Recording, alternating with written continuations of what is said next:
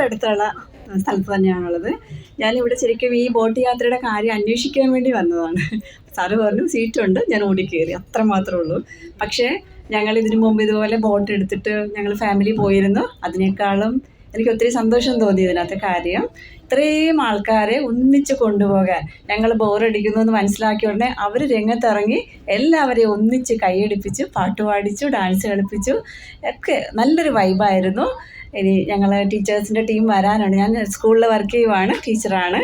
അപ്പം ഞങ്ങൾ ടീച്ചേഴ്സിൻ്റെ ടീം ഇറങ്ങാൻ വേണ്ടി ജസ്റ്റ് അന്വേഷിക്കാൻ വന്ന ഞാൻ ഇതിൽ പങ്കെടുത്തു. ഞങ്ങൾ ടീച്ചേഴ്സുമായിട്ട് വരുന്നുണ്ട് എൻജോയ് ചെയ്യാനായിട്ട്. ഇത്രയും വളരെ കുറഞ്ഞ ചിലവിൽ ഇത്രയും നല്ലൊരു എൻജോയ്മെൻറ്റ് തന്ന എല്ലാ സ്റ്റാഫിനും ഒത്തിരി നന്ദി പറയുന്നു.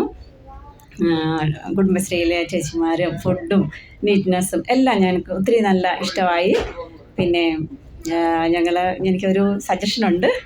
ഞങ്ങൾ ബാക്കിലാണ് ഇരുന്നത്. ഞങ്ങൾക്ക് ഇവിടുന്ന് പിന്നെ ശരിക്കും വിവരണങ്ങളൊന്നും ഞങ്ങൾക്ക് ക്ലിയർ അല്ലായിരുന്നു. അപ്പം ആ ഒരു ബോക്സ് ഒന്ന് ബാക്കിലേക്ക് ഒന്ന് വെക്കുന്നത് ഉപകാരമായിരിക്കും. അല്ലാതെ ഞങ്ങൾക്ക് വേറെ കംപ്ലയിൻറ്റ്, പിന്നെ ഒരു ടോയ്ലറ്റ് ഒരു ഫെസിലിറ്റിയും കൂടി തന്നാൽ ഉപകാരമായിരുന്നു. ഇത്രയും ആൾക്കാർ വരുമ്പം ഒരു ടോയ്ലറ്റും കൂടി അലൗട്ട് ചെയ്യുവാണെങ്കിൽ നന്നായിരുന്നു.